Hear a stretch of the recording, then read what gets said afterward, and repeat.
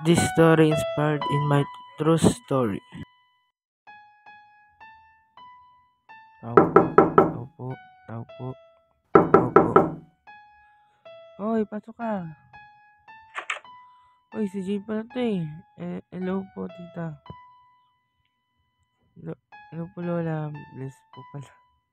Tita tuloy, bless po. Bless po.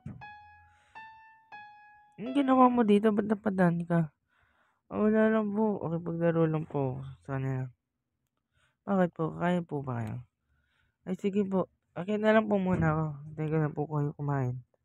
Tapos kumain. Hindi na. Dito na, sabi ka na sa amin kumain. Sus, naiya pa yan, oh. Ano, naiya pa, Jade. Tara na. Hello po. Hello po, lo. Ano po si tita? Kala ko si ikaw po si tita. Lola pala.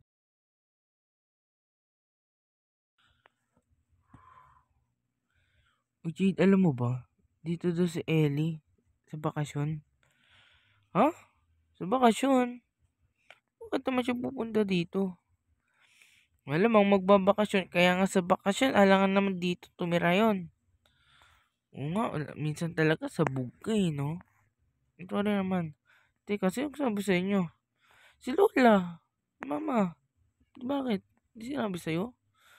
Baka ba may sinabi sa akin kanina? Ay, hala. Naku po. Patay ako na ito kay Lola.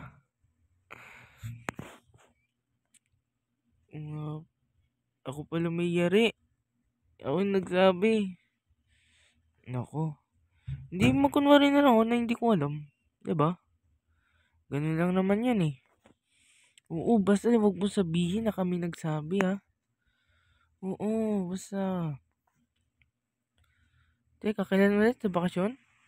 Oo. Uy. Muling ibalik ang dating tamis ng pag-ibig. Ano ba kayo, uy? Parang ulan, no? Gabi pa naman. Medyo malayo pa bahay ko. Mga lang mga sabi mo dito na matulog. Oh, as grabe. Sis, gusto nyo lang matulog. Sige na nga. Ha? Ang oras na. Ba't hindi na ako ginising? Uy, bakit di nyo ako ginising? Bisita ka pa sa labas. Bisita ka sa labas. Ba't naman mo magkakabisita? Dapat doon siya dumiretso sa bahay. Hindi dito. Gusto mo na lang. Sino ba to? Storeboy. Tanim pa rin ang gumamilang binalik mo sa'kin.